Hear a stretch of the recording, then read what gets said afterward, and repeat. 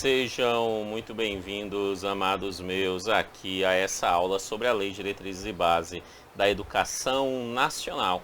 Comigo, professor Kenen Santos, e com você, futuro servidor, futura servidora da Secretaria de Educação do Distrito Federal. Amém? Amém, Senhor. Amém, Senhor. Antes de dar início à aula propriamente dita, eu tenho um aviso para você. Logo, aqui abaixo na descrição desse vídeo, você tem aí 3 links. O link número 1 é esse material em PDF que está aqui na tela. Ele se encontra disponível para você, tá? Então tá lá no link número 1, só baixar e ter acesso a ele, ok? Link número 2 é uma playlist com videoaulas gratuitas focados aí no processo seletivo da Secretaria de Educação do DF 2021, né? Todas essas videoaulas que eu estou iniciando a gravar hoje são videoaulas gravadas pós-edital, tá? Pós-edital do processo seletivo 2021, completamente focado aí na sua aprovação, tá? Na sua aprovação, certinho? Então o link número 2, lá você vai encontrar videoaulas gratuitas focadas neste concurso, tá? Ainda mesmo como você já está vendo essa aula, que é a aula de LDB, lá vai ter aula de tendências, vai ter aula de BNCC, tá? Então você vai ter ali algumas aulas gratuitas para você no link 2, ok? Vai lá, assiste, acompanha, tá? Que vai ajudar na sua aprovação, ok? E o link número 3, este é o link do curso completo sobre o conteúdo complementar do seu edital, que lá fala tanto sobre conhecimentos pedagógicos quanto sobre a legislação educacional aplicada ao Distrito Federal. Lá no link 3 você vai ter acesso ao curso completo, totalmente gravado pós-edital, que eu estou iniciando a gravação hoje, dia 29 de setembro. Então será todo gravado pós-edital, focado aí na sua aprovação neste processo seletivo, beleza? Tá? Caso você goste da minha didática, caso você queira assistir mais aulas minhas, né? É só ir lá no link 3 que você será direcionado para a página de venda do conteúdo completo aí, do conteúdo complementar, né, da matéria complementar lá no seu edital, que trata tanto de conhecimentos pedagógicos quanto sobre a legislação educacional, focado aí na sua aprovação, comigo, professor Kenen Santos. Beleza? Tranquilo? Show! Aviso dado, os links estão aí na descrição do vídeo. Ok, então sem mais delongas, vamos iniciar os nossos trabalhos. Lei, Diretrizes e Base da Educação Nacional. Essa é a primeira aula desta lei, ok? E nessa aula nós vamos ver ali pontos essenciais sobre essa legislação e, obviamente, focado naquilo que o examinador pode cobrar para a gente, tá? E quando nós pensamos nessa lei, nessa legislação, é óbvio que a gente sempre tem que focar dentro de uma perspectiva de uma legislação atualizada, tá? Sempre estudamos com legislação atualizada. E aqui essa aula, ela está fundamentada na LDB atualizada aí já com as suas últimas alterações, ok? Quando nós falamos sobre Lei de Diretrizes e Bases da Educação Nacional, a primeira coisa que a gente tem que entender é que ela é uma lei nacional, tá? Isso é muito importante, certo? É algo simples, mas muito importante. A LDB não é uma lei federal, não, ela é uma lei nacional. Isso significa que ela não rege apenas as instituições federais de ensino. Não, ela rege também a perspectiva dos sistemas estaduais, dos sistemas municipais, do sistema do Distrito Federal de Educação, beleza? Então ela vai reger todo mundo. E quando eu falo todo mundo, eu estou falando tanto as instituições públicas de ensino, quanto as instituições privadas de ensino, ok? A LDB, então, ela rege instituições públicas e privadas de ensino, tá? Públicas e privadas de ensino, ok? Beleza? Ok. Só que você tem que prestar atenção num detalhe. Qual é a regra? A regra é: LDB rege instituições públicas e privadas. Ponto. Essa é a regra. Ok? De boa. Só que preste atenção num detalhe. Em alguns momentos, alguns artigos da LDB só trata de aspectos para instituições públicas. Em outros momentos, alguns artigos só irão tratar de aspecto para as instituições privadas. Ok? Quando o artigo trata só para a instituição pública, então aquele artigo se aplica apenas à instituição pública. Quando aquele artigo se aplica à instituição privada, então ele só se aplica à instituição privada. Como, por exemplo, quando a gente fala sobre recursos públicos destinados a instituições privadas, que são colocados tanto aqui na LDB quanto na Constituição Federal, né? Estes recursos, se é para instituição privada, então aquele aspecto só se aplica às instituições privadas de ensino. De boa? Tranquilo? E alguns aspectos só se aplicam a instituições públicas, como, por exemplo, gestão democrática. A LDB, quando fala sobre a gestão democrática, ela vai deixar claro que a gestão democrática é para as instituições públicas. Então não há obrigatoriedade da instituição privada ter gestão democrática. Entendeu? Então quando a LDB quer pública, ela avisa. Quando ela quer privada, ela avisa. Quando ela não fala nada, se aplica às duas. Ok? Em alguns momentos ela fala que é para as duas, mas ela não precisava. Como, por exemplo, quando ela fala sobre a educação histórico-cultural, né? a afro-brasileira. Né? Quando ele fala sobre essa questão, lá se fala tanto escolas públicas quanto privadas. Ele deixa de forma taxativa, mas não precisava deixar de forma taxativa, tá? O legislador quis colocar como uma medida afirmativa, mas não precisava. Por que não precisava? Porque, em regra, é para escola pública e para privada. Entendeu isso? Ok. Só mais um detalhe. Existe um conjunto de instituições educacionais brasileiras que não estão englobadas dentro desse público e desse privado. Então isso significa que essas instituições educacionais não têm a obrigatoriedade de obedecer o que está na LDB. Isso mesmo. Existem algumas instituições educacionais. Quais são? As escolas militares. As escolas militares não têm obrigatoriedade de obedecer a LDB. Ok? Agora preste atenção. Quando eu falo sobre escola militar, eu estou falando de escola militar. Eu não estou falando sobre escola cívico-militar. A escola cívico-militar ela é uma escola pública. Então ela deve obedecer o que está na LDB. Quando eu falo escola militar, eu estou falando daquelas escolas que são mantidas economicamente, diretamente pelas Forças Armadas Brasileiras ou pelas forças auxiliares do Exército Brasileiro, Polícia Militar ou Corpo de Bombeiro Militar. Quando as escolas são mantidas economicamente, diretamente por essas instituições militares, elas são escolas militares. E aí essas escolas não têm a obrigatoriedade de obedecer o que está na LDB. Elas têm regras próprias, como todo o militarismo brasileiro e da maior parte dos países ocidentais. O militarismo tem regras próprias, então essas escolas militares no Brasil não serão diferentes. Elas terão regras próprias, não tendo a obrigatoriedade de seguir a LDB. Fechou isso? Ok? Show, né? Show. Pensando nisso, já sabemos então quem a LDB rege, sabemos que ela é nacional. É necessário a gente começar a compreender essa LDB e compreender do que ela trata. Ela vai falar sobre a educação brasileira. E quando ela fala sobre educação brasileira, é a educação formal brasileira. Ela não rege a educação informal. Não faz sentido. Ela só vai reger a educação formal. E a educação formal brasileira é organizada em dois níveis da educação. Dois níveis da educação. A educação formal brasileira nós chamamos de educação escolar. Educação escolar.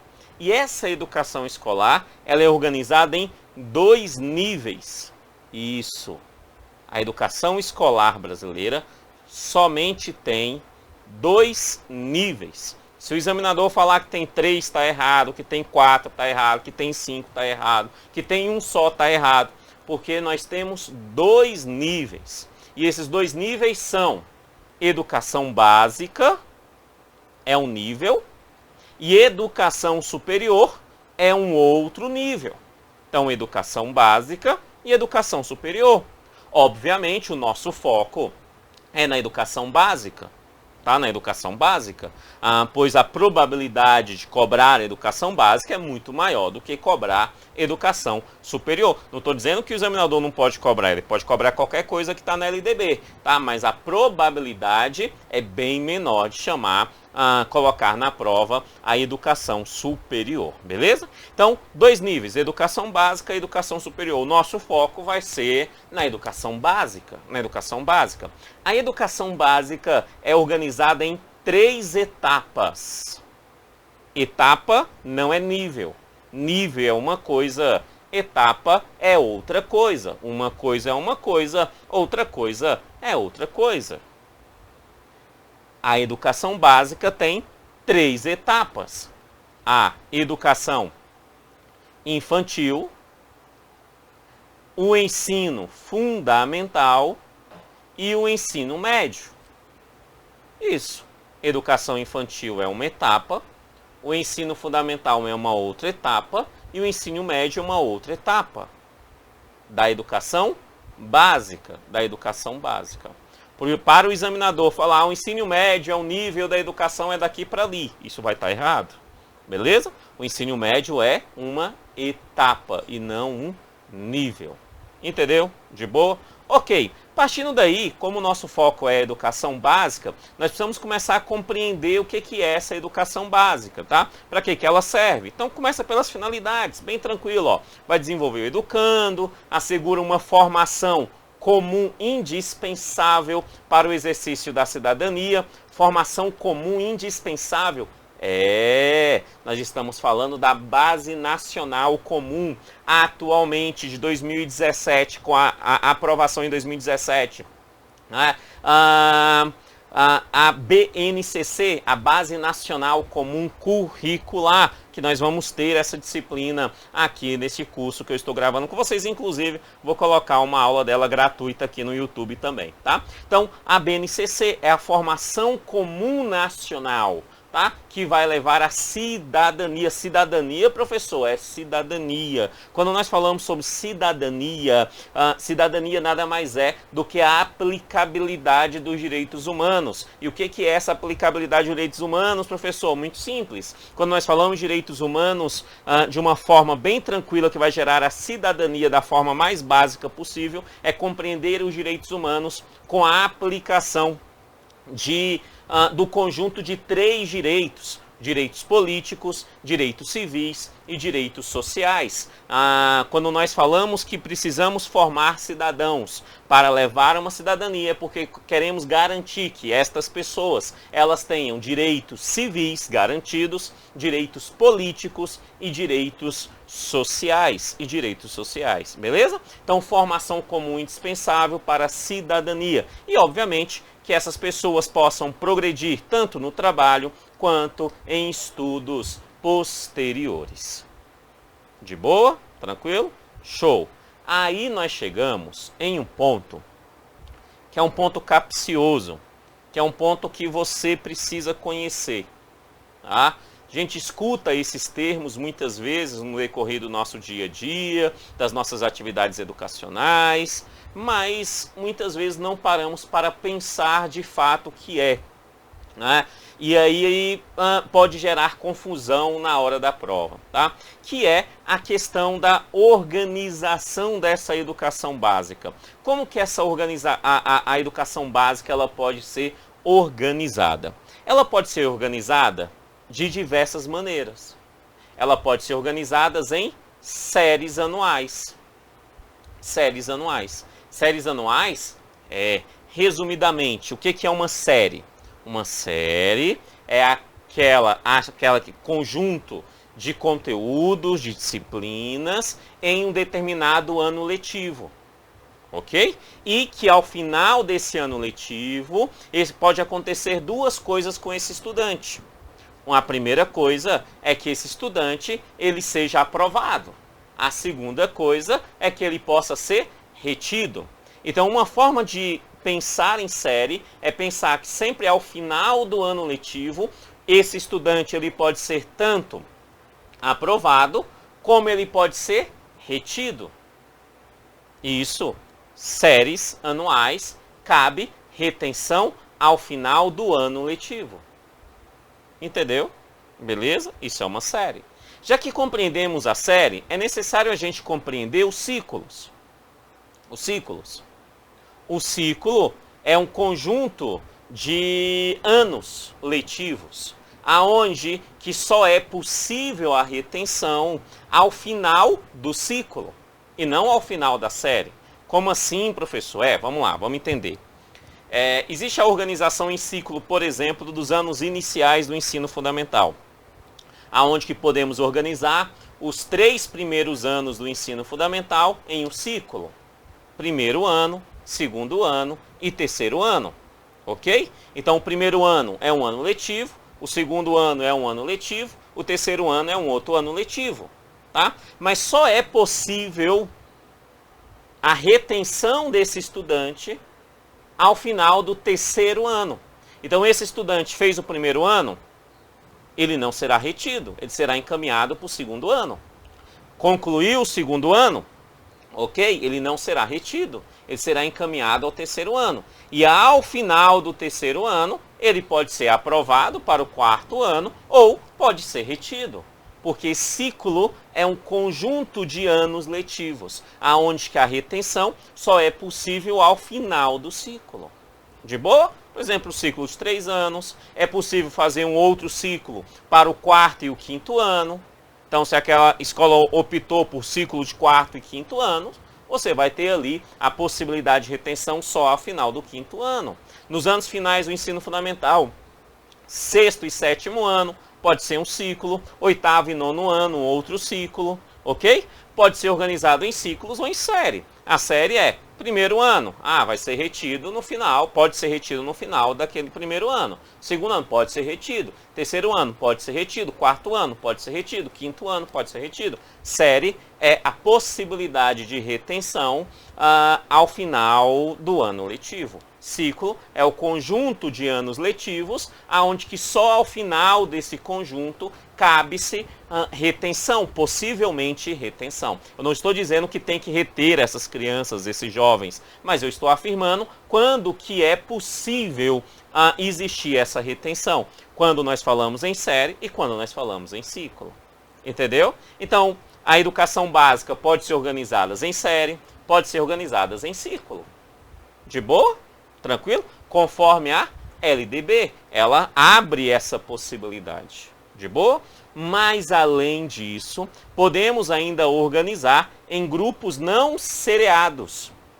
Grupos não seriados. Ou seja, aqueles jovens, aquelas crianças, aqueles adolescentes são organizados por algumas outras formas e não necessariamente pela série a qual aquele aluno se encontra. Um bom exemplo que eu posso te dar no Distrito Federal desses grupos não seriados é exatamente a perspectiva, por exemplo, ali de da língua estrangeira, ou melhor, né, do inglês como a principal atualmente na LDB, né, a partir do 6º ano do ensino fundamental até o ensino médio, é obrigatório o inglês como língua estrangeira, beleza? Então o inglês é obrigatório hoje. E aí o ensino médio, se tiver condições, pode ofertar uma segunda língua, e preferencialmente essa segunda língua deve ser o espanhol. Mas o inglês, por exemplo, o inglês, vamos pensar no ensino médio, o inglês. Existem jovens lá no primeiro ano, no segundo ano, no terceiro ano do ensino médio, certo? Será que todos os jovens que estão no primeiro ano têm a mesma proficiência em inglês todos os jovens do primeiro ano, será que eles têm a mesma proficiência em inglês? Ou será que é possível que alguns daqueles jovens não saibam nada, outro seja ali intermediário, outro seja um avançado? Da mesma forma no segundo ano. Será que é possível no segundo ano eu ter ali jovens que continuam sem saber nada, alguns outros avançados, alguns outros intermediários? No terceiro ano também da mesma forma. Será que isso é possível? Lógico que é. Então a LDB está dizendo o seguinte, olha, essa organização pode ser uma organização não seriada. Em vez de ofertar um inglês pela série a qual aquela pessoa se encontra, vamos organizá-las, por exemplo, pela sua proeficiência nessa língua estrangeira, no inglês, por exemplo. De boa? Tranquilo? Então isso significa que você vai ter uma turma, possivelmente, aonde que vai ter jovens do primeiro ano, do segundo ano e terceiro ano, só que no inglês, esses jovens fazem parte da mesma turma, porque eles são intermediários, ou porque eles são avançados, ou porque eles são básicos. E assim sucessivamente. Bastante comum essa organização no Distrito Federal com a coparticipação das escolas de línguas. As escolas de línguas do Distrito Federal, que ela tem exatamente essa organização. Na escola de línguas não é a série da qual o estudante se encontra que o define em qual etapa ele vai estar, mas sim a sua proeficiência naquela língua a qual ele está estudando. No caso, atualmente, o inglês como obrigatório do sexto ano ao ensino médio. De boa? Tranquilo? Isso é um modelo não seriado. Pode acontecer com todas as disciplinas curriculares. Pode acontecer com língua, pode acontecer com arte, pode acontecer com língua portuguesa, com matemática. É possível, a LDB só está dizendo, é possível ter, tá? Está ok, não tem problema ter modelo não seriado. De boa? Tranquilo? Show! Uma outra forma de organização é a organização em períodos semestrais. Essa não tem muito o que a gente conversar, é basicamente organizar em semestres. No Distrito Federal, o melhor exemplo que eu posso dar novamente são as escolas de línguas. Elas são organizadas semestralmente, né? Semestralmente ali. Em apoio às escolas regulares de ensino, beleza? Os estudantes das escolas de língua, muitos deles, a maioria deles, provém das escolas regulares do ensino médio, né? E também do ensino fundamental. Beleza?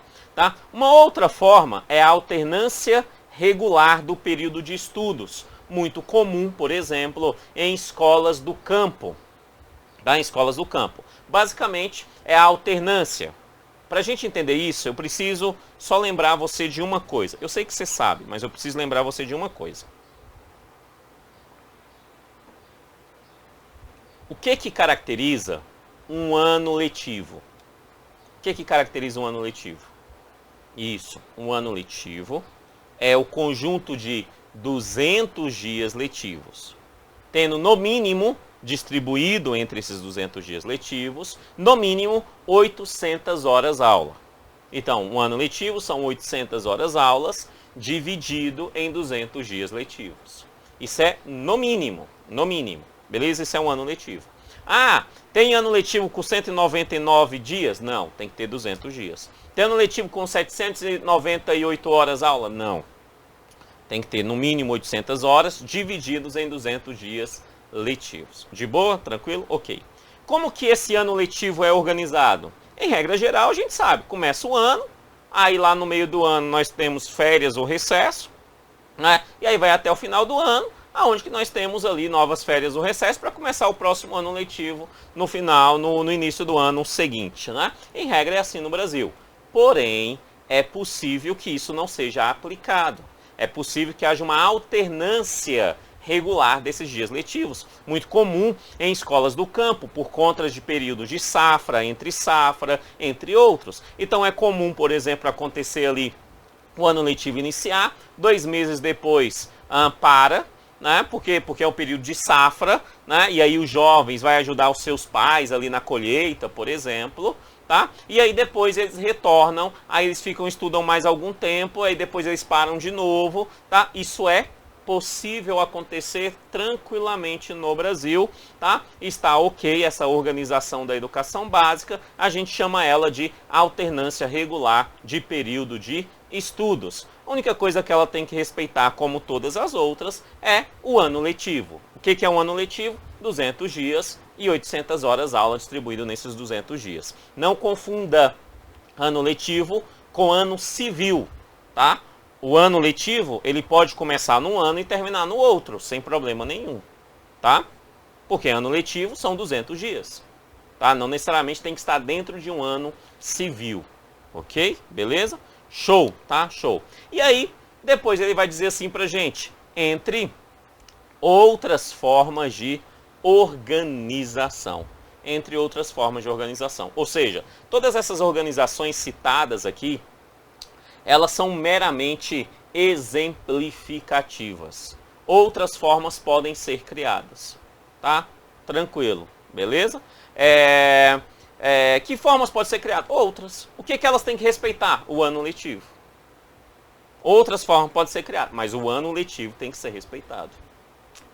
Entendeu? Beleza? Então, entendemos essa organização, ela é fundamental para compreender a LDB, inclusive para compreender outras legislações lá na frente, tá? Como, por exemplo, a própria BNCC, a diretriz e base da educação brasileira também, né? As DCNs. Então, essa organização, ela é fundamental. A base aqui da LDB é fundamental para compreender várias outras legislações que estão no seu edital.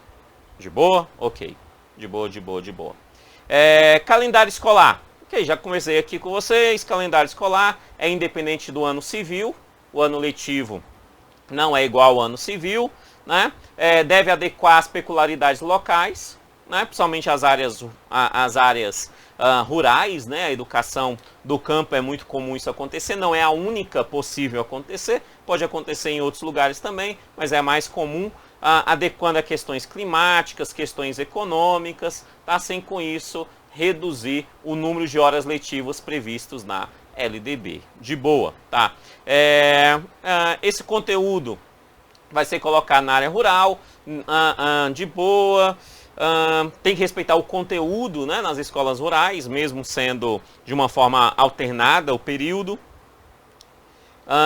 Ok. E aí nós temos esse trabalho aí na área rural que vai ter, beleza. E aí eu chego em um ponto que, ao meu ver, é essencial que você compreenda. Eu gosto de colocar o próprio artigo tirado da LDB para a gente compreender alguns detalhes que muita gente erra questões de legislação aplicada à educação brasileira simplesmente porque não compreende exatamente o significado das terminologias utilizadas na prova. E esse parágrafo é muito bom para a gente entender algumas coisas. Preste atenção. O fechamento das escolas do campo, indígenas e quilombolas será precedido de manifestação do órgão normativo do respectivo sistema de ensino, que considerará a justificativa apresentada pela Secretaria de Educação, a análise do diagnóstico, do impacto da ação e a manifestação da comunidade escolar. Como diria a velha vaca mimosa. O que esse parágrafo está dizendo? Vamos começar pela parte mais básica dele. Ele está falando sobre o fechamento, não é sobre a abertura. Então ele só se aplica na perspectiva de fechar. Fechar o quê? Escolas. Qualquer escola? Não, não é qualquer escola. Esse parágrafo só se aplica no fechamento de escolas do campo, escolas indígenas, escolas quilombolas. Ambas, as três, são modalidades da educação, né? Escolas do campo, escola indígena e escola quilombola. Sendo que a quilombola não é citada aqui na LDB como modalidade, mas ela é citada lá nas diretrizes curriculares nacionais, tá? Como modalidade. Campo indígena está na LDB e nas diretrizes, e quilombola se encontra nas diretrizes. Ok. Então ele está falando, para fechar essas escolas do campo indígena e quilombolas, é necessário algumas coisas. Entre essas coisas, ele fala assim, a manifestação do órgão normativo do respectivo sistema de ensino.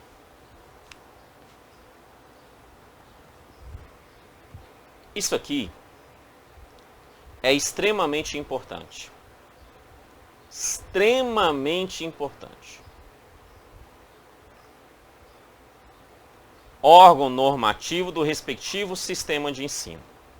Primeira coisa a gente tem que saber é o que é esse tal respectivo sistema de ensino. O respectivo sistema de ensino é a forma que a educação brasileira é organizada. A educação é diferente a sua organização de outras áreas dos direitos sociais, como por exemplo a saúde, a assistência social. Como assim? Quando a gente fala lá na saúde nós temos um sistema único de saúde, o famoso SUS. Quando a gente fala da assistência social, nós temos o Sistema Único de Assistência Social, o famoso SUAS. Ambos é um sistema único. Então, para a saúde, só existe um sistema. Para a assistência social, só existe um sistema. Para a educação, não. A educação, existe vários sistemas de ensino. Ela é organizada diferente. Que sistemas são esses? Muito tranquilo. Os sistemas são organizados conforme a própria organização política administrativa brasileira. Conforme você estuda lá no direito administrativo, lá no direito constitucional. Ou seja, nós sabemos que nós estamos numa república federativa. Né? Essa república federativa nós temos a União, né? E aí essa União é o conjunto de todos, que é organizado no seu governo federal. O governo federal, então, é um sistema de ensino, é o sistema de ensino federal. Quem está no sistema de ensino federal? As instituições federais de ensino. Posso citar aqui para você o próprio Ministério da Educação, o Conselho Nacional de Educação, as universidades públicas federais, os institutos federais de educação, federal. Então está no sistema federal de ensino, ok? Tá? Só que além do sistema federal, nós temos 27 unidades federativas. Cada uma das 27 unidades federativas tem o seu próprio sistema de ensino. Então eu estou falando que o Goiás tem um sistema de ensino estadual do Goiás. Sistema de ensino estadual de Goiás. Beleza? Alagoas tem um sistema de ensino estadual de Alagoas. Entendeu? Beleza? Então, cada unidade federativa tem o seu sistema de ensino. 27 unidades federativas, sendo 26 estados e um Distrito Federal. Então, o Distrito Federal tem o seu próprio sistema de ensino. Além disso, os mais de 5.500 e lá vai porrada municípios brasileiros, cada um tem o seu respectivo sistema municipal de ensino. Ok? Então, quando a gente fala em sistema de ensino, a gente está falando conforme a própria organização política administrativa de nosso país. De boa? Tranquilo? Ok, mas vamos entender. Só que ele fala assim, para fechar a escola é necessária uma manifestação de quem? Do órgão normativo do respectivo sistema de ensino. Quem é o órgão normativo de cada um desses respectivos sistemas de ensino? O órgão normativo é aquele que normatiza. E quem é que normatiza, professor? Simples. Quem normatiza é quem manda. E quem manda é o conselho. Como assim? Por exemplo, para fechar uma escola indígena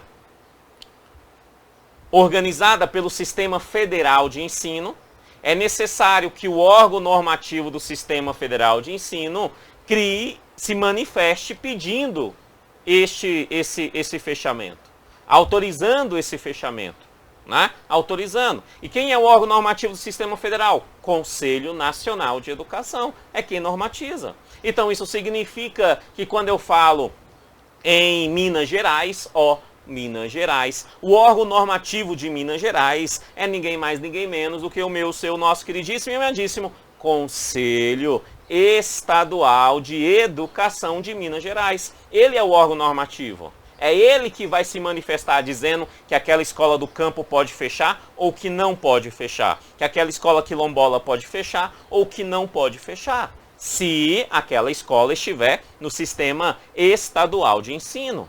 De boa? Mas se a escola não está no sistema estadual, é uma escola municipal, é a escola municipal Cora Coralina em Goiás. Goiás tem escola Cora Coralina. Pensa, um conjunto de escola Cora Coralina em Goiás. Tem muita, né? Então, uma escola municipal em algum município, no Goiás, Águas Lindas de Goiás, né? Então você tem ali a escola municipal, vamos supor que é uma escola do campo, só uma suposição que não é não, tá? Mas vamos supor que é uma escola do campo, certo? Então, para fechar aquela escola é necessário, da escola municipal do campo, Cora Coralina, é necessário que o órgão normativo daquele município, ou seja, o Conselho Municipal de Educação, né, aprove o seu fechamento, ele se manifeste para que possa fechar aquela escola. Da mesma forma, no Distrito Federal, o órgão normativo do Distrito Federal é o meu, é o seu, é o nosso queridíssimo e amadíssimo Conselho, né, de Educação do Distrito Federal. Ok?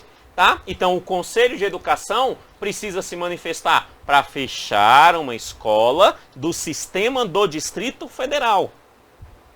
Tem que ser do sistema do Distrito Federal. Ah, escola federal aqui no DF.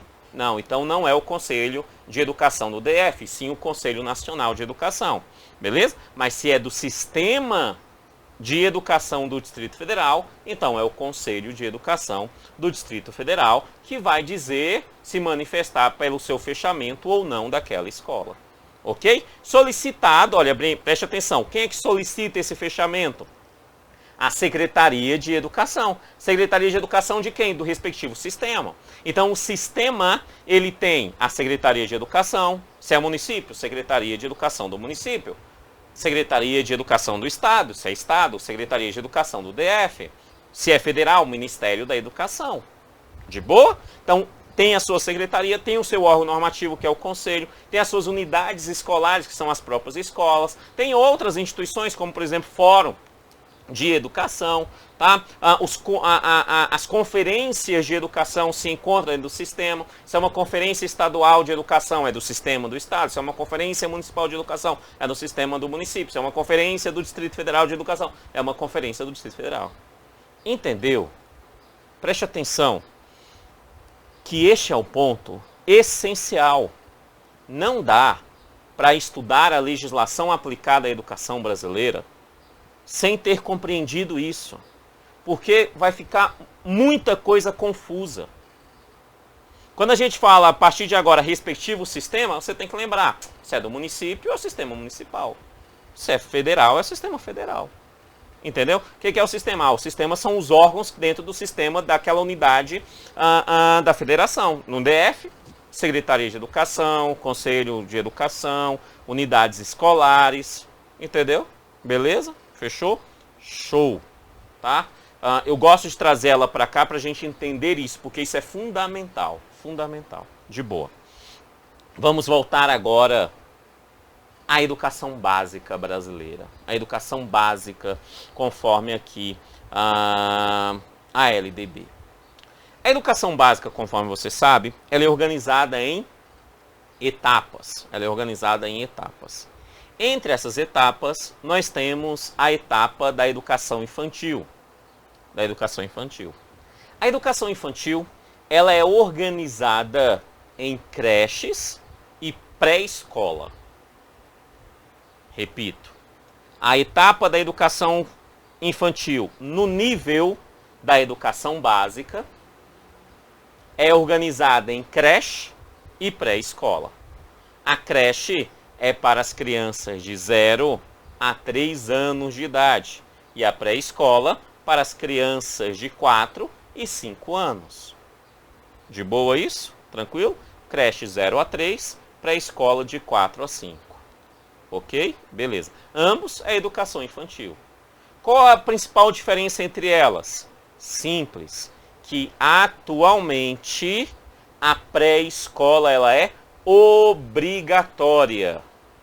Isso significa que crianças de 4 e 5 anos têm a obrigatoriedade de serem matriculadas. Os pais são obrigados por lei a matricular essas crianças.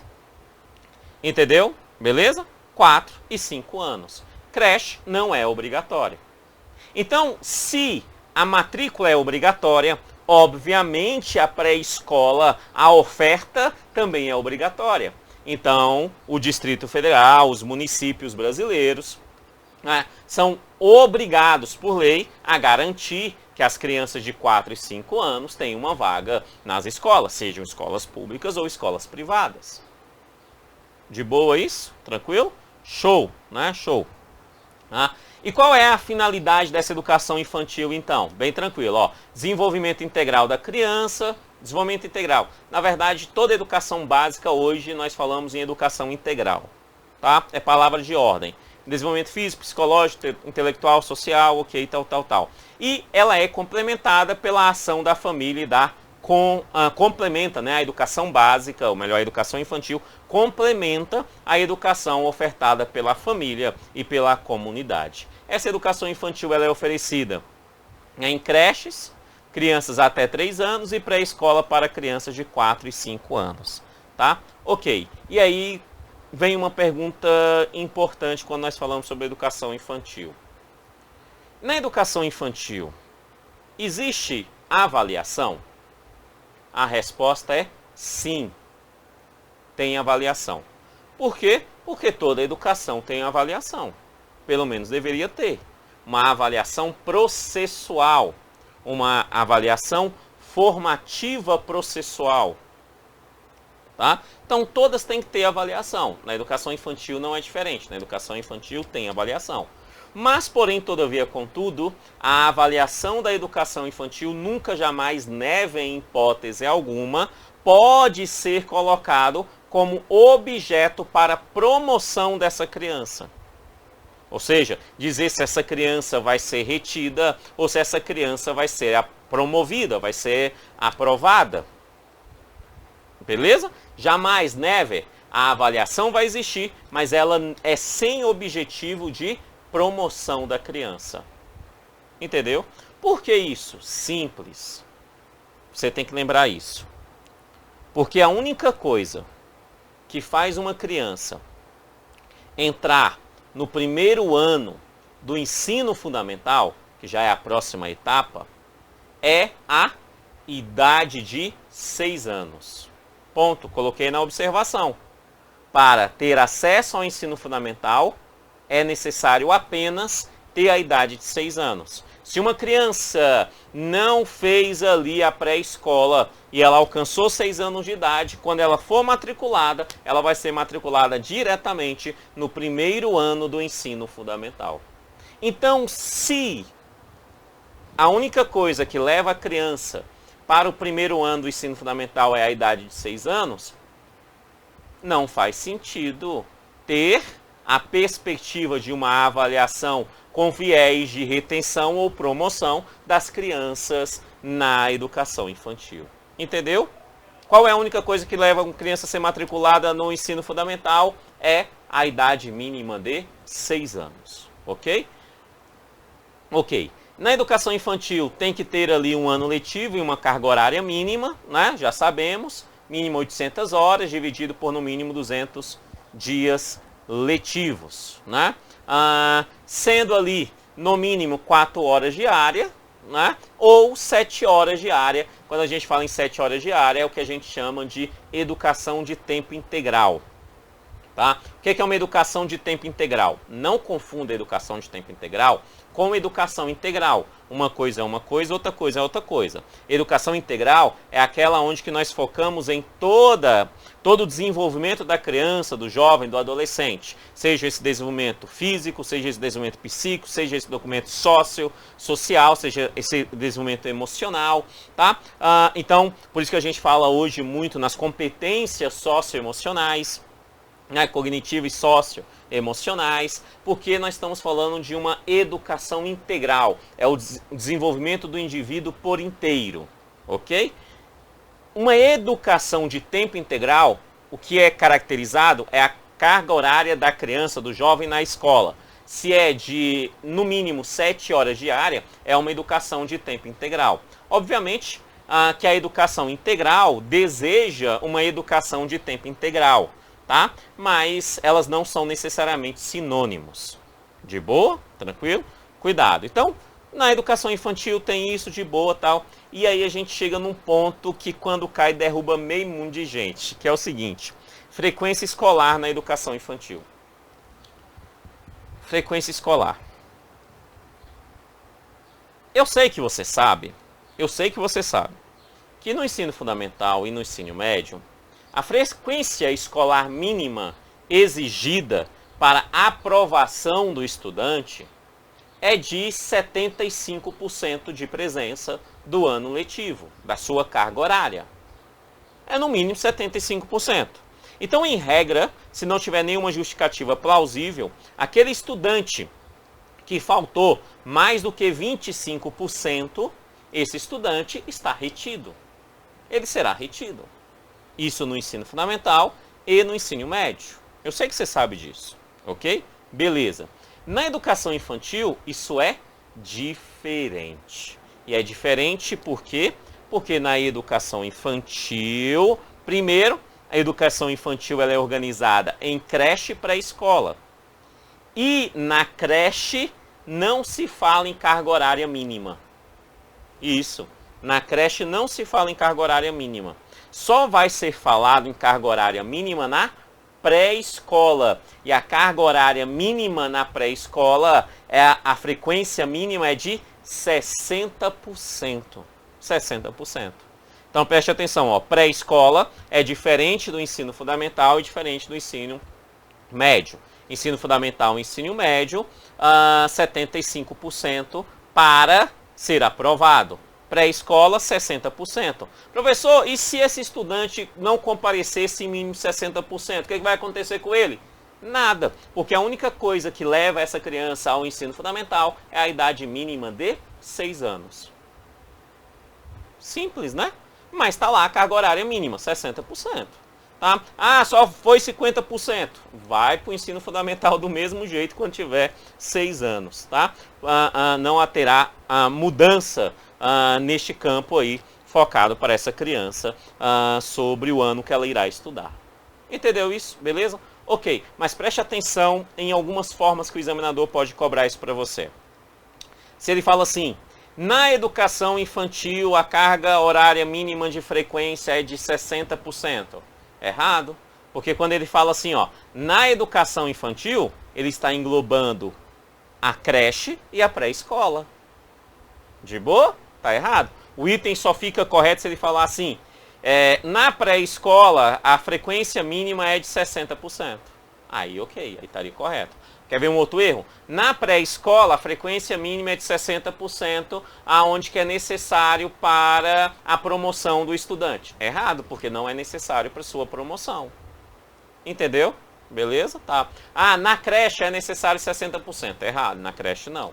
Tá? Na creche não, somente na pré-escola. De boa? Eu coloquei uma tabelinha, tá lá no ensino fundamental, só pra gente, tabelinha aí, ó. Ó, pré-escola, frequência mínima de 60%. Ensino fundamental, frequência mínima de 75% para aprovação, é necessário ter para ser aprovado. No ensino médio, frequência mínima de 75% para aprovação. Ok? Ok. Regras aplicadas ao ensino fundamental e ao ensino médio ao mesmo tempo. Tá? Algumas regras. Importante alguns detalhes, que é comum às duas. No ensino fundamental e ensino médio, a carga horária mínima anual é de 800 horas, tá? Sendo dividido no mínimo em 200 dias letivos, excluído o tempo reservado aos exames finais. Como assim, que é excluído esse tempo reservado a exames finais? É o seguinte: se a escola opta por ter a semana de prova, essa semana de prova vai ser caracterizada como exames finais. Então, essa semana não será contabilizado no ano letivo. Ok? E quando eu falo semana de prova, é semana de prova raiz, ou seja, aquele adolescente vai para a escola, só faz a prova e vai embora. Isso é semana de prova. Ah, não, teve 2 horários e depois dos 2 horários de aula aí teve a prova. Aí é dia letivo, não é semana de prova. Ok? Aí é dia letivo. tá? Então, caso tenha esses exames finais, os exames finais não serão contabilizados nos anos letivos, nos 200 dias do ano letivo. Entendeu? Beleza? Show! Isso eu sei que você sabe. Só que existe uma perspectiva que foi criada na reforma da LDB em 2017, ficou muito conhecido como a reforma do ensino médio, mas alterou vários outros pontos também do ensino fundamental, em relação a essa perspectiva da carga horária. E que é importante você saber, atualmente, em 2021, dia 29 de setembro de 2021, o ano letivo, a definição é, no mínimo, 800 horas dividido em 200 dias letivos. Isso é a definição, ok? Mas, em 2017, nós tivemos uma alteração que diz o seguinte, ó.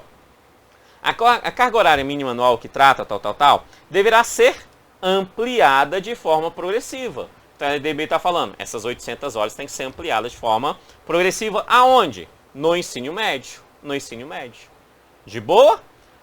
Para 1.400 horas. Que é 1.400 horas, 7 horas por dia. De boa? Então é a escola de tempo integral, que é fundamental para se aplicar aquilo que a reforma do ensino médio deseja aplicar. Tranquilo? Beleza? Então no ensino médio para 1.400 horas, de forma progressiva. Aí ele fala assim, devendo o sistema de ensino oferecer no prazo máximo de 5 anos, prazo máximo de 5 anos aonde? Da aprovação da lei 13.415 de 2017. Então 5 anos vai dar aí 2022. 2022. Então ele fala assim, ó, a partir desse prazo de 5 anos, a partir da aprovação dessa lei, tem que ser garantido no mínimo 1.000 horas anuais de carga horária no ensino médio, que no Distrito Federal já é garantida há muito tempo, essas 1.000 horas no ano letivo, né? Mas aqui é uma lei nacional, então é para todo mundo, certinho? Então todo mundo que está ofertando ensino médio vai ter que garantir no mínimo 1.000 horas até ali 2022, 5 anos depois da aprovação da lei em 2017. De boa? Então, atualmente, 800 horas aulas. Qual é a meta para o ensino médio? 1.400 horas aula. Tá? Qual é o que é estabelecido com data fixada? 5 anos depois de 2017, cumprir pelo menos 1.000 horas aula para o ensino médio. Ok? Beleza? Show. Show. Tá? Então, lá em 2022, quando der a data de 5 anos desta lei, se aplica no ensino médio 1.000 horas como ano letivo. Tá? Esses 800 horas não será mais aplicado na definição de ano letivo para o ensino médio. Tá? Somente 1.000 horas. Somente 1.000 horas. Beleza? Ok.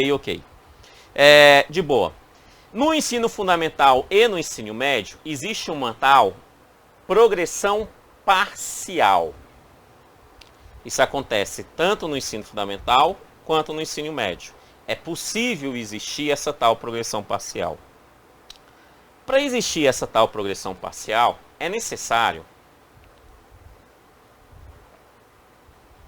existir algumas outras coisas.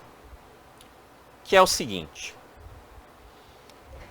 A progressão parcial, ela só é possível se o modelo de organização do ensino fundamental e do ensino médio for seriado. Então lembra que nós vimos série, não seriado, ciclo, lembra? Ok. Para ter progressão parcial, tem que ser naquele modelo de série. Tem que ser naquele modelo de série. Tá? Então ele fala, ó, no estabelecimento que adota a progressão regular por série. Por série. De boa? Tranquilo? Tá? Ele fala assim, o regimento escolar pode, então permite, admitir a forma de progressão parcial, sendo ali preservada a sequência do currículo. O que é essa progressão parcial? Ela tem um apelido, aqui no Distrito Federal principalmente. Ela é conhecida como dependência. Isso, a progressão parcial é a famosa dependência. Como assim? O menino está lá no primeiro ano do ensino médio, aí ele estudou, terminou o ano, é uma escola de ensino médio organizada por série, né? Ao final do ano pode acontecer a sua retenção. Porém, o conselho de classe, né, viu ali que ele não foi aprovado, não aprovou, não alcançou ali o mérito em geografia. Em geografia. Só em geografia. Nas outras ele alcançou o mínimo necessário, mas não alcançou em geografia. O conselho de classe pode ofertar para ele a progressão parcial, se essa escola ofertar a progressão parcial. Então isso significa que esse estudante vai para o segundo ano do ensino médio, mas ele ficou devendo uma disciplina que é a disciplina de geografia. Então ele vai ter que fazer ali a recuperação da disciplina, não é da carga horária. De boa? É a recuperação da disciplina de geografia, tá? Ele tem que recuperar aquela disciplina ali no ano seguinte. Entendeu? É a famosa dependência, é a progressão parcial. O que eu tenho que saber sobre progressão parcial? Ela acontece no ensino fundamental e no ensino médio. Para acontecer, a escola precisa adotar a seriação, tá? A seriação, é isso, certo? E o que ela é? É aquela perspectiva da dependência. O menino vai, mas fica devendo uma disciplina. Entendeu? Ótimo que você entendeu. Por que é ótimo? Porque você não pode confundir progressão parcial com uma outra progressão que está aqui embaixo, que só acontece, só é possível acontecer no ensino fundamental, que é a progressão continuada. Progressão continuada é uma coisa, progressão parcial é outra coisa. Parcial é uma coisa, continuada é outra coisa. Daqui a pouco eu chego na progressão continuada, tá? Mas só para você entender que existe outra progressão, certo? Então isso é comum no ensino fundamental e no ensino médio. Ok. Tanto no ensino fundamental quanto no ensino médio, pode ter alunos de séries distintas. Lembra do sistema não seriado, o modelo não seriado que nós vimos? Lembra? O que aqui ele está dizendo é que no ensino fundamental e no ensino médio é possível ter um modelo não seriado. É possível ter um modelo não seriado, sem problema nenhum, tá? Tanto no fundamental quanto no médio. De boa? Aqui só tem um detalhe que o examinador costuma utilizar para confundir o candidato. Porque aqui diz o seguinte, olha, esse modelo de alunos de séries distintas, será utilizado para o ensino de língua estrangeira, artes. Kennedy, então ele cita que isso é para língua estrangeira e para artes. Isso, ele cita. Porém, ele não está deixando a língua estrangeira e arte como as únicas que podem ter ali o modelo não seriado. Ele não está dizendo isso. Não. Tanto que ele vai dizer, e eu deixei em caixa alta aí para você, ele fala assim, ou outro componente curricular.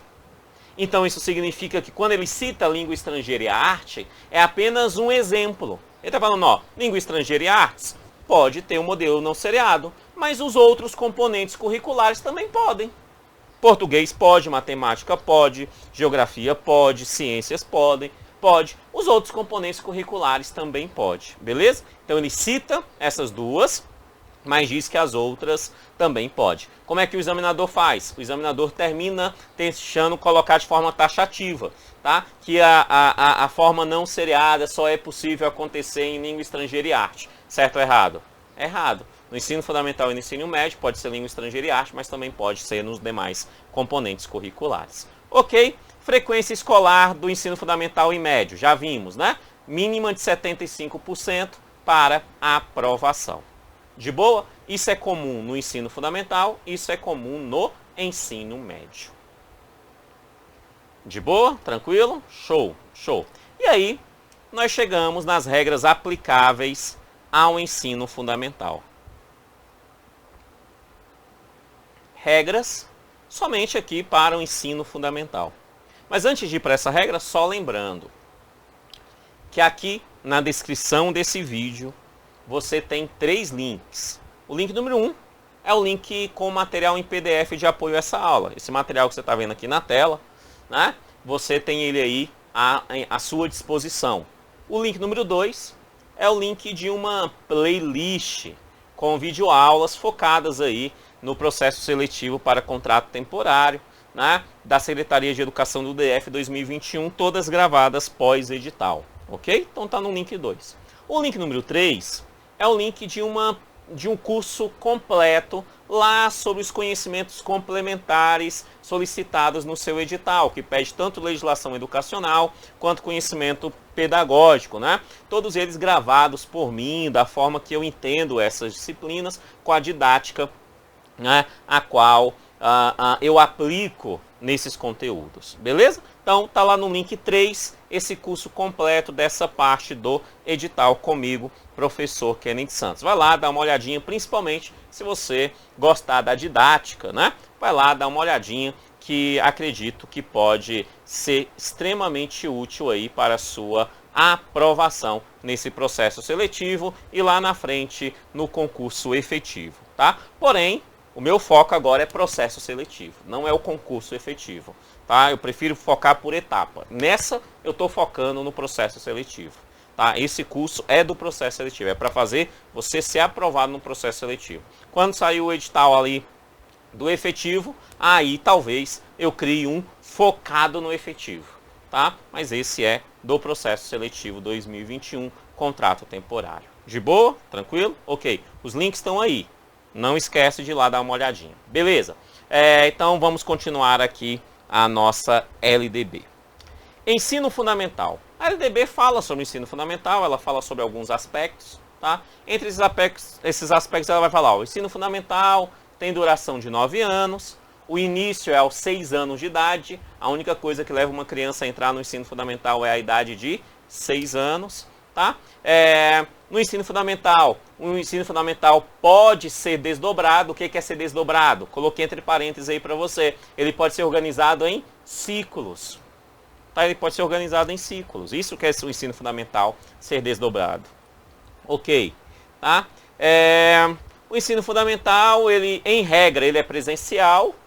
Tá? A regra é que ele é presencial. O ensino à distância só pode ser utilizado para fins de complementação e em situações emergenciais, que é o que aconteceu aí nos últimos 2 anos. Situação emergencial. Tá? Então, em regra, só pode presencial, tá? À distância só situação emergencial ou de forma complementar. O ensino fundamental tem que ter uma carga horária mínima de 4 horas por dia, 200 dias, 800 horas aula. De boa? Então, no mínimo 4 horas, a mínima 4 horas por dia, totalizando aí 800 horas aulas em 200 dias letivos, sendo progressivamente ampliada essa carga horária. Ele pede para que ela seja ampliada, né, mas não dá um prazo, mas ela pede para que seja ampliada. Né? E será ampliada aí para tempo integral. O que é tempo integral? Aquela carga horária mínima diária de 7 horas. Tá? Então ele pede também que seja ampliada aí de forma progressiva, mas ele não me dá uma data para que haja o cumprimento dessa educação em tempo integral. De boa? Ok. E aí no ensino fundamental acontece a progressão continuada. Nós vimos que no ensino fundamental e no ensino médio é possível acontecer uma tal de progressão parcial, que é a famosa dependência. Mas no ensino fundamental e somente no ensino fundamental pode acontecer uma progressão continuada. O que é essa progressão continuada? Vamos entender. Primeira coisa, para acontecer a progressão continuada, obrigatoriamente tem que ser no ensino fundamental. Então não vai acontecer nem na educação infantil, nem no ensino médio. Tem que ser no ensino fundamental. Segunda coisa, para acontecer é necessário que a escola seja organizada por séries. Então, aquele modelo tem que ser organizado seriado. Então é ciclo? Não cabe progressão continuada, não cabe.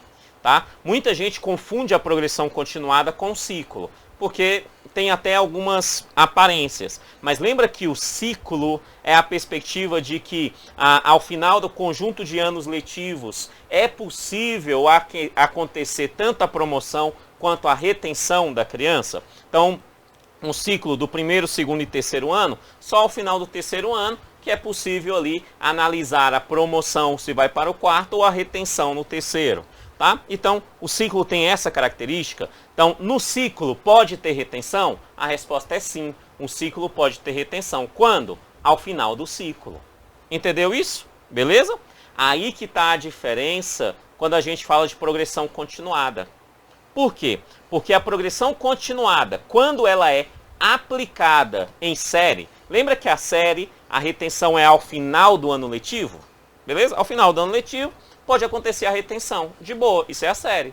tá tranquilo. Mas nessa série, no ensino fundamental, se for aplicada a progressão continuada, porque ela pode ser aplicada, não necessariamente ela deve, mas ela pode ser aplicada, se ela for aplicada, não irá existir retenção.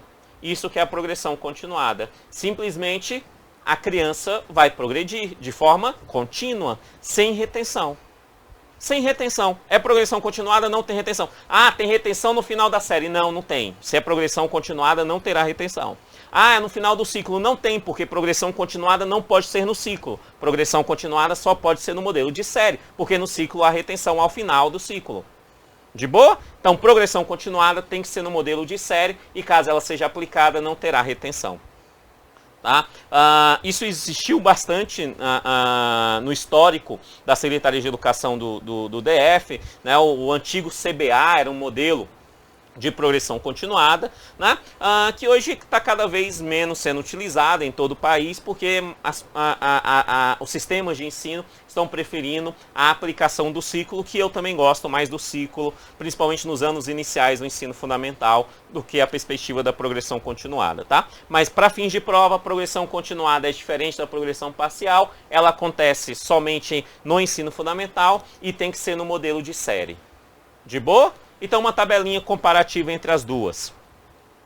Progressão parcial, progressão continuada. Progressão parcial, o aluno não fica retido, ok, na série anterior, mas fica devendo alguma disciplina, fica de dependência. Progressão continuada, o aluno não fica retido, simples assim. Ele simplesmente vai, Tanto progressão continuada quanto a progressão parcial, o modelo tem que ser de seriação. Só pode acontecer se for em uma seriação. Tanto a parcial quanto a continuada. Tem que ser seriação. De boa? Tranquilo? Show. Tem que ser seriação. Agora, qual é a diferença? Na parcial, pode acontecer tanto no ensino fundamental quanto no ensino médio, que é a dependência. Na continuada, somente e exclusivamente no ensino fundamental. Somente e exclusivamente no ensino fundamental. De boa, tranquilo, show. E aí, eu saio da etapa do ensino fundamental e apresento agora para você a etapa do ensino médio. Só que é a etapa do novo ensino médio, aquela conforme a reforma do ensino médio lá em 2017 em nosso país. Sim, essa reforma do ensino médio é uma reforma extremamente importante no modelo educacional brasileiro, tá? Extremamente importante. E o que ela nos traz? Ela nos traz aí alguns elementos. Vamos a ele. Tá. Ensino médio é a etapa final, tem uma duração mínima de 3 anos, Se o examinador fala assim, o ensino médio tem uma duração de 3 anos, é errado. Porque ele está taxando o 3. A LDB fala mínima de 3. Então pode ser 4, pode ser 5, porque é mínima de 3 anos. Beleza? Entendeu esse peguinha? Ok. E esse ensino médio? Como que ele é organizado? Preste atenção que para você compreender o ensino médio conforme está na LDB, é necessário você não ficar fazendo comparação com a forma que você estudou no ensino médio, ou com a forma que você tem a perspectiva de que é o ensino médio, ou com a forma que as pessoas falam, o ensino médio não deve mudar não, tem que ser desse jeito mesmo. Não vai para essa linha não. Aplica-se o ensino médio conforme a lei deseja que o ensino médio seja aplicado. Atualmente, nós não temos em grande escala o que a LDB pede do ensino médio sendo aplicado pelos sistemas de ensino. Nós não temos em grande escala, mas a LDB estabeleceu um padrão. E esse padrão é o padrão que precisamos colocar para fins de prova. Ok? Então, como é que funciona esse padrão? Vamos entender. Você lembra que a LDB diz o seguinte, nós vimos lá atrás, que o ensino médio, ele precisa ter uma carga horária mínima de 1.400 horas? Você lembra disso? Ok. Para aplicar essa ideia do ensino médio da forma que está aqui, essas 1.400 horas ano é essencial. Essencial. tá? Sem ela é muito difícil aplicar o que está aqui, tá? Então ela é essencial, ok? E o que está aqui? Simples. O ensino médio, ele vai ser organizado da seguinte maneira. Preste atenção. O ensino médio vai ter a Base Nacional Comum Curricular, a BNCC, a Base Nacional Comum Curricular. Ok? Só para os encargos de consciência do professor. Tanto a Constituição Federal quanto a LDB, que nós estamos estudando, quando fala sobre a organização curricular brasileira, estabelece o seguinte, que a educação básica em nosso país será dividida em duas partes. Uma parte, ela chama de Base Nacional Comum, que em regra é o que deve ser colocado de forma comum a todos os estudantes da educação básica em todos os cantos de nosso país. É a Base Nacional Comum, ok? E uma outra parte é a parte diversificada. A parte diversificada é aquela parte aonde que vai atender às demandas locais, a perspectiva cultural local, a história local. Por exemplo, se um professor de história no Distrito Federal, ele vai ministrar aula de história do Distrito Federal. Um professor de história no Paraná não ministra aula de história do Distrito Federal, vai ministrar a história do Paraná. Você está entendendo? Isso é parte diversificada. Mas tanto o professor de história do Paraná quanto o professor de história do Distrito Federal precisa ministrar, por exemplo, o Segundo Reinado. Ok? Porque isso é base nacional comum. Entendeu? Ok? Show! Então, isso se aplica em toda a educação básica, essa divisão, parte nacional comum e parte diversificada. A reforma do ensino médio respeita a parte diversificada. Ela é respeitada porque ela é legal, ela tem que acontecer. Mas essa reforma, ela vai organizar a Base Nacional Comum. Quando ela organiza essa Base Nacional Comum, ela vai dizer que essa Base Nacional Comum no ensino médio será organizado da seguinte maneira. No ensino médio como Base Nacional Comum, nós vamos ter as linguagens e suas tecnologias.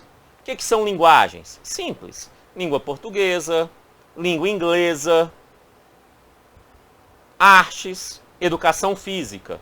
Se encontra em linguagens no ensino médio. De boa? E naquelas escolas que optarem por uma segunda língua estrangeira, preferencialmente o espanhol, não é obrigatório o espanhol, mas preferencialmente ele, caso tenha a opção dessa segunda, também entraria nessa linguagem. Tranquilo? De boa? Ok. Linguagem, suas tecnologias. Matemática é matemática mesmo. Ciências da natureza e suas tecnologias. A gente está falando de química, física, biologia. Tá? E ciências humanas e sociais aplicadas. Então entraria aqui história, geografia, sociologia, filosofia, né? Entra aqui.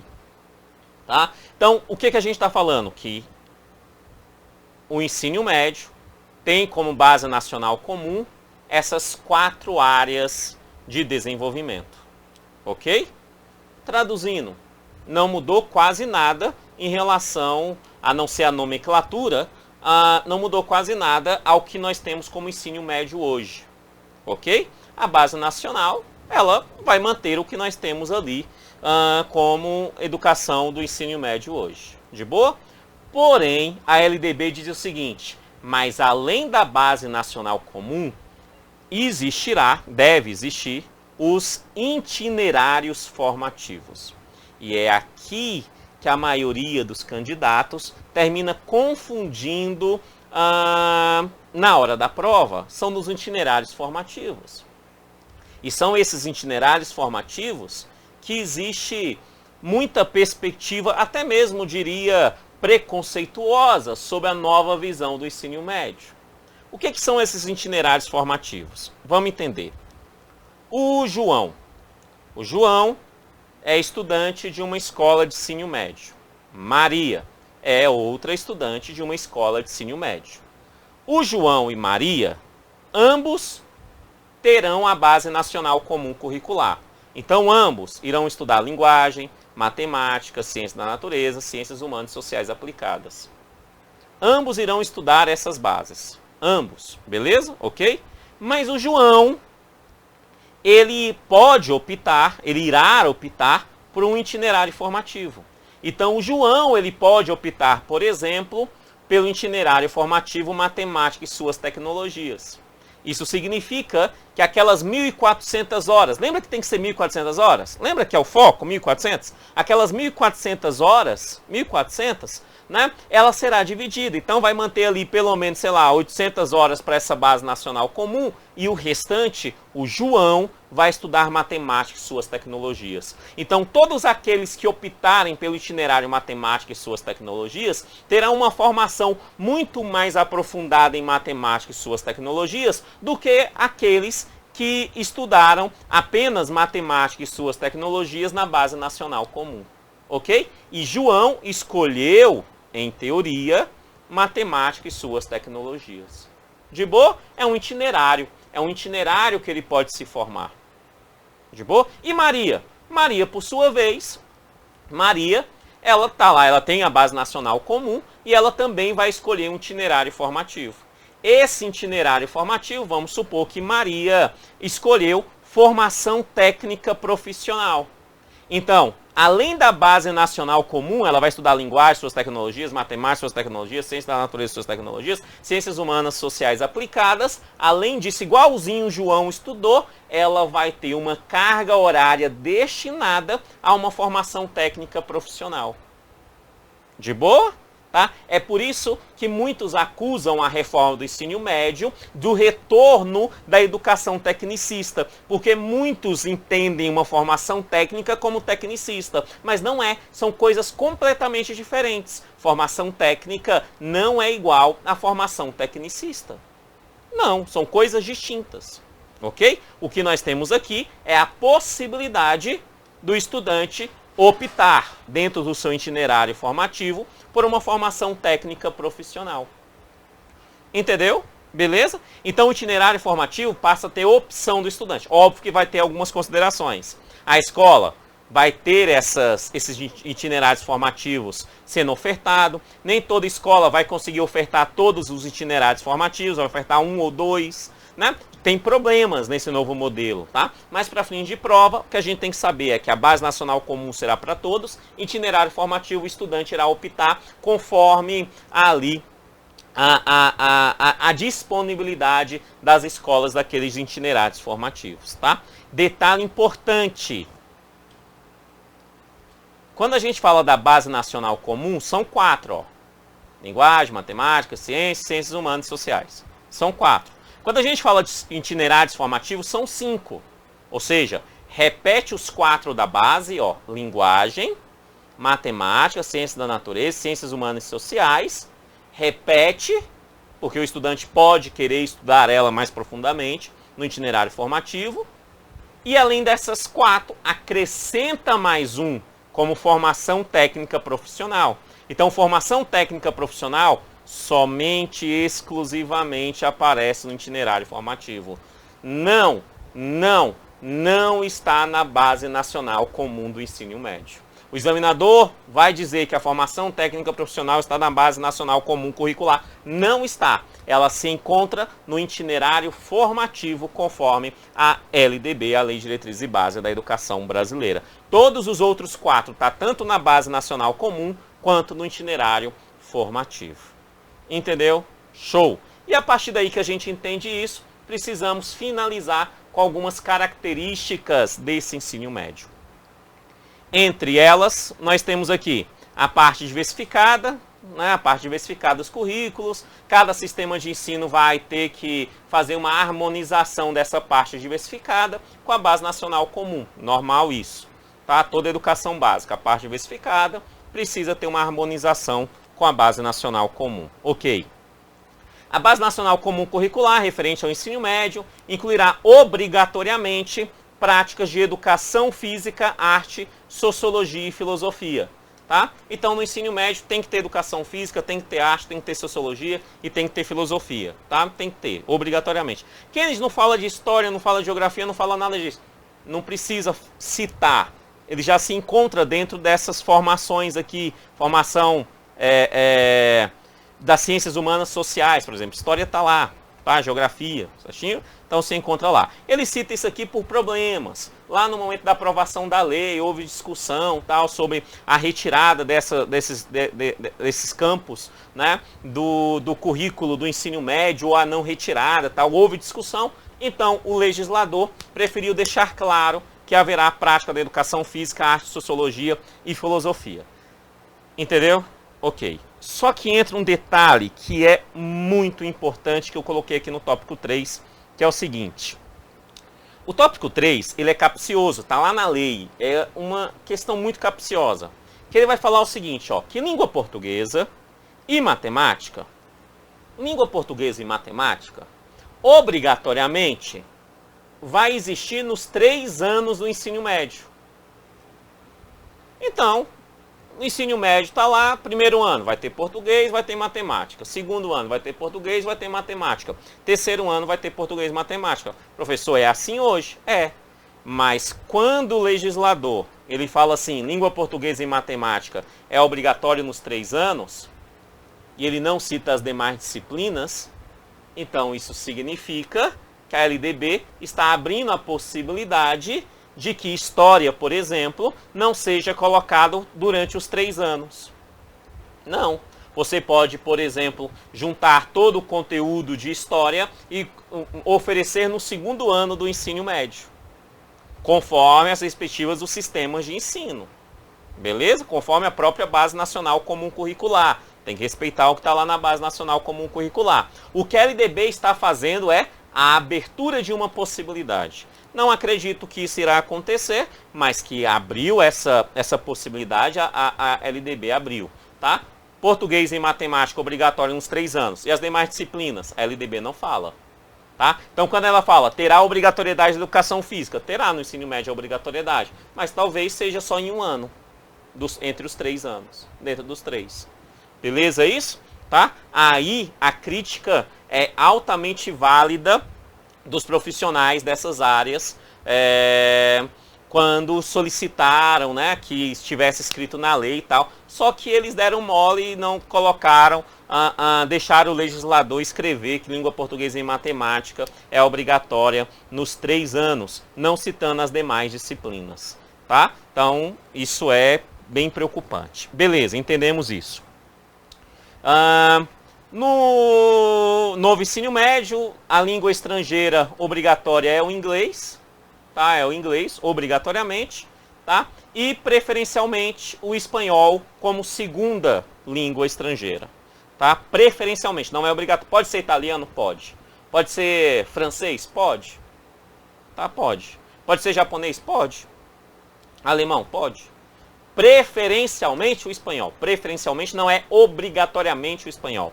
E a escola precisa ter estrutura para ofertar essa segunda língua. Se a escola não tem estrutura para ofertar essa segunda língua, ela não é obrigatória. A obrigatoriedade é o inglês. Entendeu? Show. Tá? Show. Quase terminando. Essa primeira aula, tá? Tem outras aulas de LDB, só que as outras aulas de LDB tá lá no curso completo, no link 3, tá? No link 3 aqui abaixo. O link 2 é de aulas gratuitas de outras disciplinas focadas nesse concurso. Ok. Todo o currículo aqui vai focar na formação integral. Ok. Os estudos sempre terão ali atividades teóricas e práticas, né? A própria BNCC pede isso, aspecto de atividade teórica e prática na educação, tal, tudo isso. Com domínio de princípios científicos e tecnológicos, conhecimento de formas contemporâneas de linguagem, ok. E aí entra, finalizando, o que está no 7, depois no 8, que é o seguinte. No 7 fala assim, lembra que a Maria, ela escolheu como itinerário formativo a formação técnica profissionalizante? E o João escolheu matemática e suas tecnologias? Lembra? Ok, terminaram o ensino médio. Então o João saiu com uma formação em itinerário formativo em matemática e Maria com uma formação técnica profissionalizante, sei lá, em enfermagem, tá? Então ela é técnica de enfermagem. Beleza, saíram de lá com essas formações. Olha que legal isso. Isso aqui eu gosto.